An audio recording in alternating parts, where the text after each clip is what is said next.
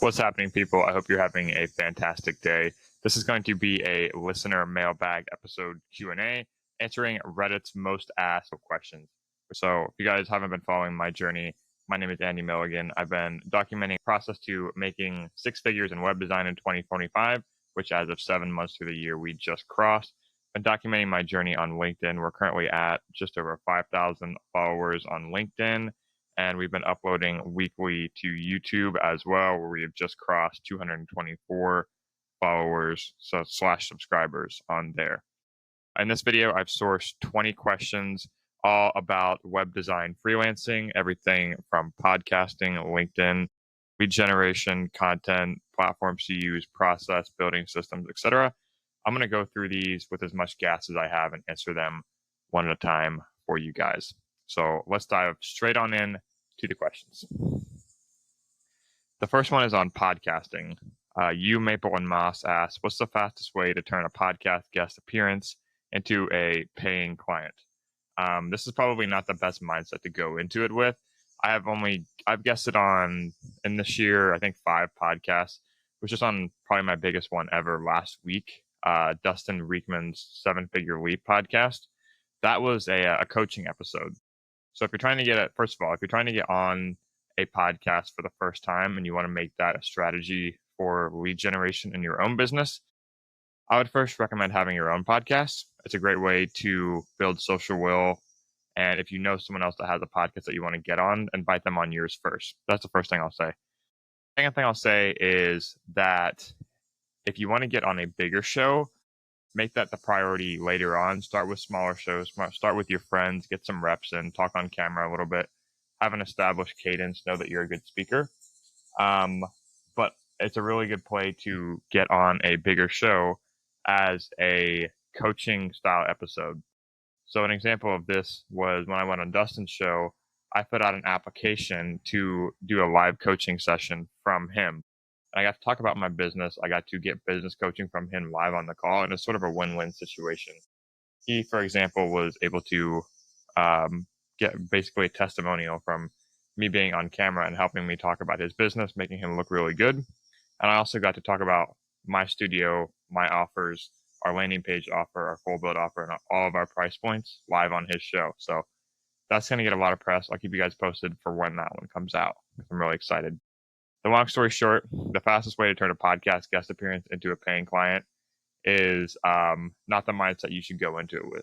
You should go into it with just having a conversation and getting better at talking about what you're doing, because this stuff takes reps. And especially when you're on camera and you're trying to mitigate a conversation, I would just be as natural with it as possible and not even, have it in your mind. But it's always a good thing to say, okay, if I'm meeting this person, what questions can I ask them to make this so that when the podcast does come out, how can I make it a marketing asset for them? What questions tee them up to talk about their business, and then natural synergies will kind of arise as they talk about their business and their services, and you can sort of interject with how what you do could support them. Next question is from Coffee Bite. How do you structure your podcast episodes so they actually lead to new business? So a lot of it goes into the pre-work of asking the guests and finding good guests. Currently, the guests that make up Marketing by Design, if you look at the episodes, they are either past clients, being agency owners, or they're people that are in spheres of influence. The show is sponsored by the AMA, so it's a really good social proof thing to be able to say, hey, listen, we've recorded over 110 episodes of the show, been going live every week for 2 years. And by the way, we're supported by the American Marketing Association. It's a really good way to have that social proof and get in touch with marketers that are in the organization that could hire me for design projects, collaboration to stay top of mind, and B, just for people who want that association as well. AMA is very profitable as an organization, very well known. So people want that association. So that does help a lot. But if you're reaching out to someone and you're just getting started as your own show, it's a really good idea to just lean on what you have. So for example, if you get on one really good guest, then you can shout their name out when you do email pitches. Jay Klaus has a really good email pitch template that I have used to get on some of our bigger guests. I use it to get on the CEO of AMA, Benny Johnson. I use it to get on a lot of high profile status marketers. And basically what you say in the welcome or in the subject line is parentheses podcast appearance. And then you have a little bit of social proof about the show in your email, but you always leave the intro with some kind of a mutual connection, why their show or podcast resonates with you and how you believe they could add value to your audience. And also kind of like I was going back to in the beginning, how this could be a marketing asset for them as well. That's where I would lead if you're trying to get better guests onto your show and structuring those episodes. Neon Lattice asks, if you only had time for one podcast format, which one would bring the best ROI for a web design studio like yours? That's a really good question. I don't think there's one in specific, but if I had to go that niche and only pick one, I think it would be something that's related to the industry. So it would be some kind of a breakdown episode, and I want to make it collaborative. So my friend Chris LaFay and I have done conversion breakdowns where basically we just made a post on LinkedIn, got a couple submissions for website breakdowns. Basically what we did was we recorded on Riverside, shared our screens, and did a little bit of pre-work and just said, okay, these are all the things that we could 1% improvements on their site, make the call to actions a bit more clear, reorganize some of the elements on the homepage, talk about strategy, talk about messaging, etc. And that episode did really well. And we're rolling out some more of those in the future. But I think if I had to only pick one in order to make it a marketing asset for my business, the podcast, it would be something like that, where you can record it, you can air the audio, and you can also make it a video component as well. Something that where you're doing it, and you can apply this to any industry. Something where you're showing your expertise and you're talking through your process live on camera. There's a lot of value in that. Okay, so moving right along. Next questions are going to be on LinkedIn. So I love this. You/Skyline Desk asks, what is one post type on LinkedIn that consistently gets you conversations with decision makers? That's a good one. Recently, what I've found, and it's going to sound really vanilla, but it has been website launch posts and case studies. So a combination of posting some kind of a video. What I've been doing is 2 posts per every website launch. And one of them has consisted of a video component and the other one has consisted of a carousel with some really well-designed mock-ups. I don't think the visuals matter as much as the engagement of it. So some kind of structure where you make the post early in the morning, you do your best practice in terms of engagement. You tag a lot of the profiles for the softwares that you used. Recently, especially for the Vibrix launch, I tagged Vibrix Pharmacy, I tagged Webflow, I tagged Microsoft Clarity, I tagged Reloom, tagged Figma, and Webflow actually reposted it and commented on the video, which was insane. And it got over 10,000 impressions. So if I look back at that video right now, see if I can find it quickly on camera here. But yeah, it's pretty funny. So I got 5,000 impressions, and the thing was I accidentally posted it twice, which is wild. It was because the second one actually got picked up by Webflow, and they commented on it and just gets a ton of engagement from them. The biggest thing too is making sure that you're responding to a lot of the comments, especially early, when you're talking about your post. So yeah, Webflow commented on it. Looks awesome. Congrats on the launch. That made me a little emotional when that happened, getting this much support on a post. Yeah, I think a big part of it is also in the copy, talking about your process a little bit, tagging those profiles, tagging the stakeholders as well. So I tagged everyone from Vibrix in the company, which I do recommend doing, and just trying to get as much engagement on it as possible. Really milking it out, all the assets that you can get from every launch. And yeah, just showing your expertise. Same as applies with any strategy on LinkedIn. That's basically the direction of what you want to do. Next one on LinkedIn, You Paper Sparrow. How do you grow a LinkedIn network without spamming connection requests? Simple version of this is that you just don't. I don't really know what else to say. I do my best to get in the max amount of connection requests a week. So I try to send at least 20 a day to mutual connections of people that are already in my network or people that could be clients. Right now, a lot of my engagement is, and I talked to Stacy Alexo about this, but a lot of my engagement comes from looking at people who have engaged at my past posts, clicking on their profiles, and either sending them a DM or commenting on one of their posts. And that's been working really well. It creates a lot of clarity around what my time on LinkedIn should be doing. I've optimized the business a little bit around too much for now, for this point, given how busy we are in development of a lot of projects around doing website breakdowns. That's still my main call to action. So if we head over to LinkedIn, you go to my profile, my main call to action is a redirect to the homepage breakdown page. And I might change this. I might just make it go back to the homepage and go to my portfolio or something like that because I don't have the bandwidth or capacity to be doing a ton of website breakdowns right now. But the good thing about the breakdowns, I'll be honest with you guys, is that it is a really good way to sort of double dip in terms of content. So what I say about that is that when someone books a homepage breakdown and I record the video going over their site, it also doubles as a content asset because I will post it on LinkedIn on one of the days.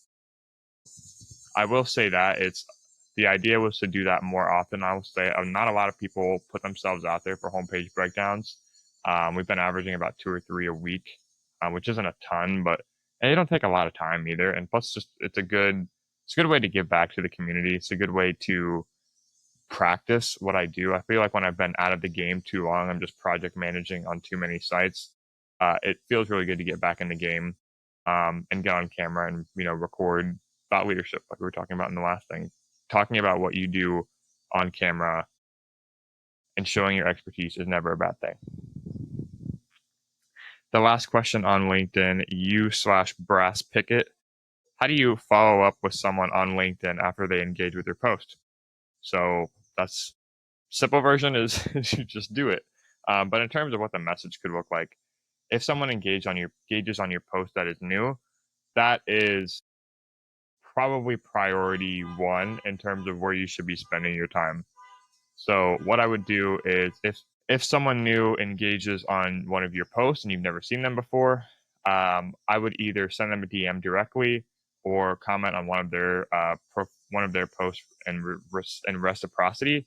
So an example of a DM that you could send them might be something like, "Hey, thank you for engaging on my last post. Thanks for the love on the last post. What are you up to these days?" Something really casual. We don't have to.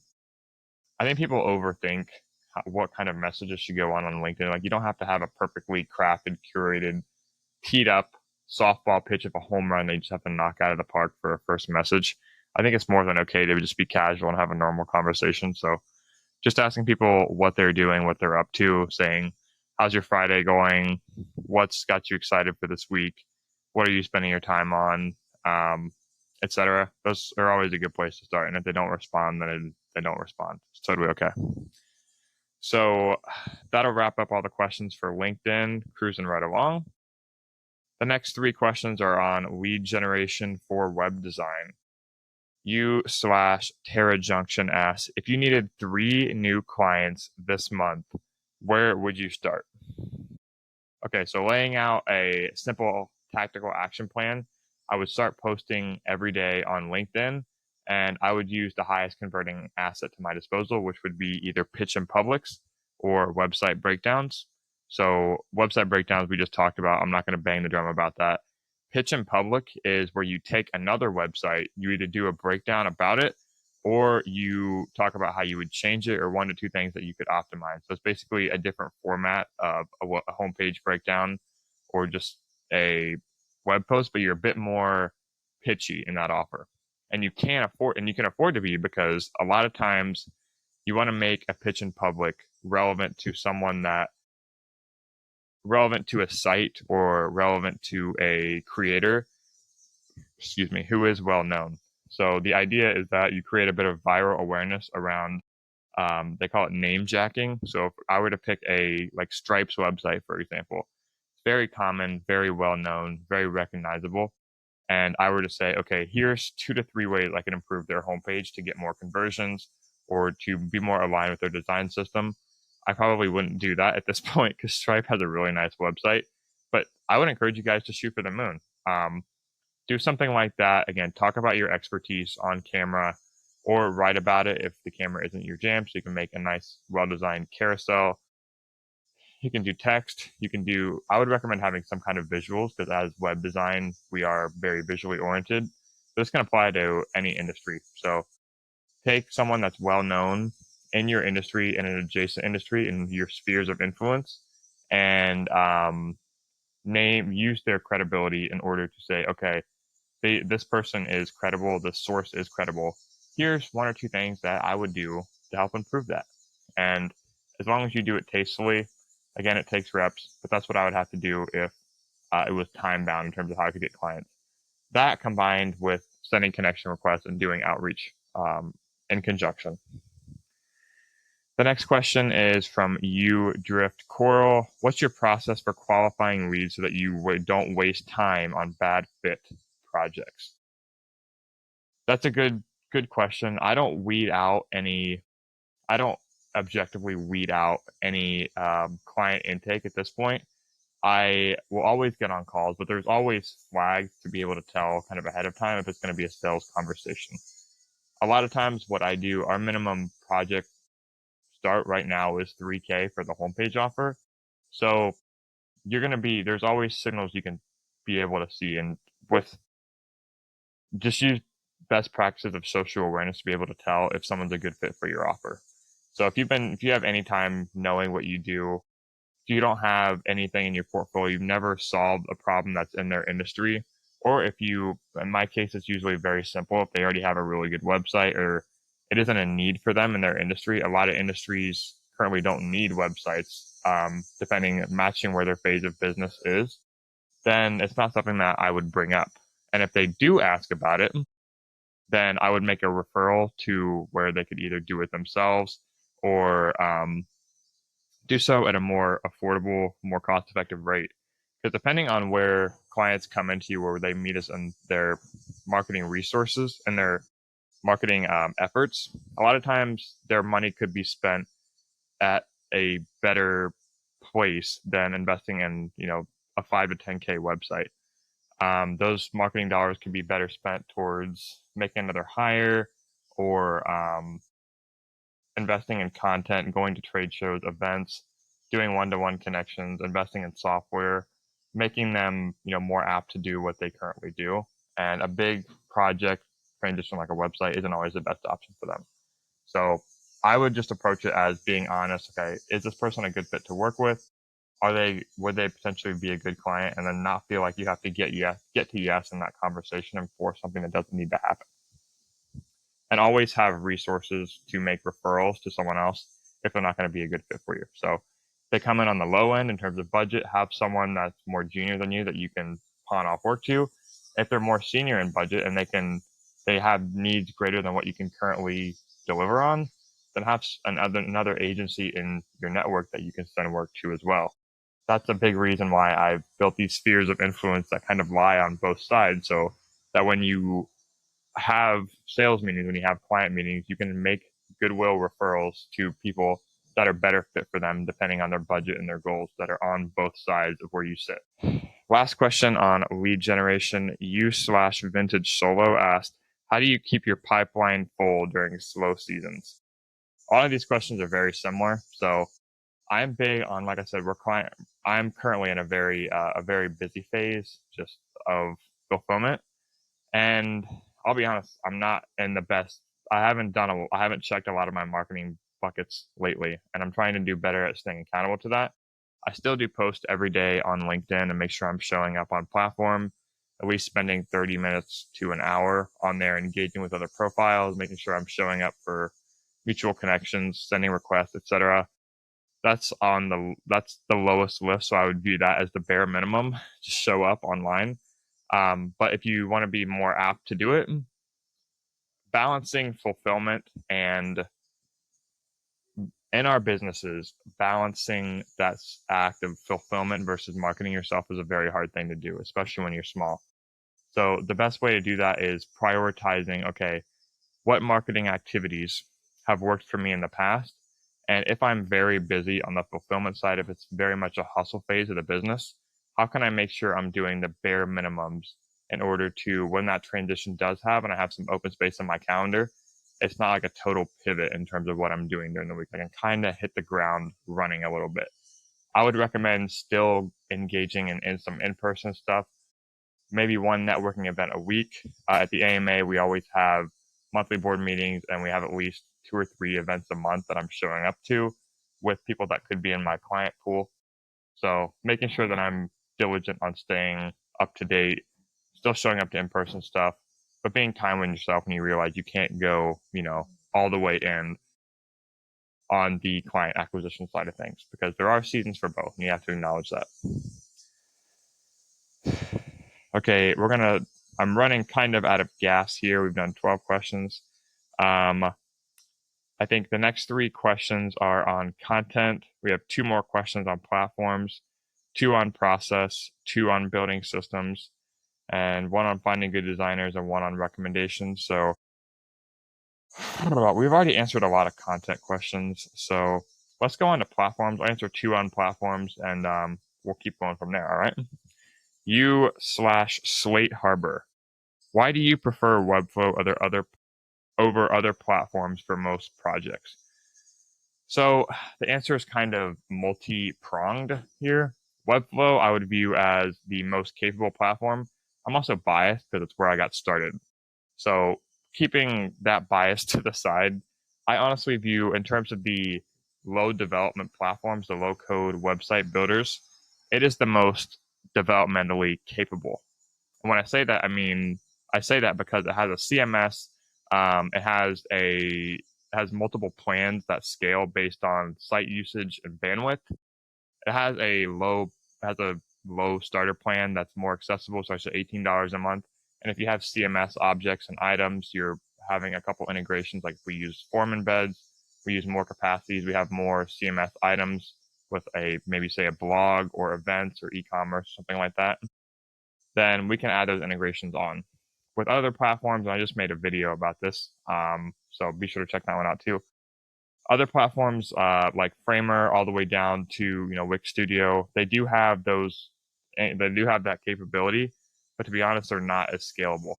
And we are a Webflow agency, so it's just easier to work with what we've already got started. And there's always a really big switching cost when you go to a new platform or you try something new for the first time. I have a lot of components that I pull from on other client sites. We've launched over 30 Webflow sites to this point, so it's a much more efficient act to double down on what's already working for the business, and especially when it has the capabilities to do basically any project out there. It can handle WordPress migrations. It's a lot cleaner of a builder. The interactions are great. You can make it lightweight. It's just the most stable foundation. It's the one I recommend for low code web builders that are out there. But if you need to throttle it up, you can implement custom code fairly easily. And that's what we do on most of our projects as well. Another one on platforms. U/Amberstrand. Amberstrand. What tools make your client handoff process feel smooth and foolproof? So this is a good question. There have definitely been times, especially when I first started, where I was not the best at the website launch, handoff, transfer process. Webflow did not make it easy in the beginning to do the launch phase. Now they make it a lot more client friendly. They make it a lot more designer friendly in order to handle that process. But in the beginning, just the order of operations was so messed up in terms of when you had to connect the domain, pay for a site plan, and then launch the domain. It was just so messed up. There were times when I definitely messed that up, especially for like one of the first launch I ever did was one of the biggest ones that we ever did. That was for Union County, Marysville. It's like a 35-page unique page site. And I did it wrong, and I ended up having to pay for a year of hosting myself because I was too scared to bring it up to the client afterwards. So yeah, that's a funny story. But in order to make that process smoother, preparation is 100% the move. So every time before launch now, I make sure I have a Notion page doc of everything that I need in order to come prepared. So everything about their existing platform, I make sure I ask all their questions. I make sure that they come with all of their DNS information. I make sure they come with all of their passwords, all of their website history, that everything has a backup if they're coming from WordPress, all the plugins that we're dealing with there, and also that I have access to the backend in order to do it myself. And also, never do a website launch on a Friday because something will go wrong over the weekend and you're going to have to be dealing with it. I always work on the weekends either way, but that's a little piece of advice too, is just come prepared, know your client's unique situation, what's important to them, and just be honest too, because DNS load times, a lot of stuff is out of your hands in terms of how long it can take. There's been times when it's happened at 10 to 15 minutes. There's been times when it happened right away. There's been times when it's taken almost a week. So you just have to be honest with your clients and let them know that, hey, we don't know 100% when this is going to go through. It's a bit of a black box in there. And we're just going to make sure that we're communicating well and keeping you in the loop on the process as we go. Okay, so 2 more questions. I'll just do 1 more question because I'm kind of running out of gas, and that's on finding good designers. So you/Crimson Trove, how do you test a new designer before giving them a big project? This is actually a very timely question. Right now we have 2 developers that we work with and looking to add more to the team on a contract basis. My goal for the business is to stay lean as we grow in order to make sure that we're profitable and minding our margins, especially as we start to take on bigger projects. A lot of my time now is spent between fulfillment and systems building. So making sure it's easier to hand tasks off, that I'm building my network of good creatives, of good referral partners. But in terms of recognizing a good designer and before giving them a big project, a lot of times I'll always have them do a test project that is not client facing. So the past couple times when it's for Webflow specifically, we will have them do updates to my site. So we post a podcast every week, and usually I'll make a task in Moxie with a step-by-step SOP recorded video where they'll just update a CMS item in Moxie, and it's a pretty good test of like following instructions, notifying me afterwards, asking any questions if they have any, and just following directions. Gets them all the logins that they need for Webflow, and it's not a huge thing if they make a mistake if it's client facing, but it's a good balance of using Webflow. There's not much of a design functionality, but if they can do it, it's a really good sign to me that they know how to use the platform that we use, and they have a base level of knowledge in the complexity of a CMS object, especially in Webflow, which is important. So that's the big thing too. Obviously, this is a paid task too. Never ask freelancers, never ask, should go without saying, but never ask contractors to do free work. That's one thing I will say. Let's do 1 more. This one's on general recommendations. You/Silverloft, this will be the last one. What's the one piece of advice you'd give to a solo web designer trying to scale without hiring full-time staff? I think I'm definitely suited to answer this. These are actually really good questions. You/Silverloft.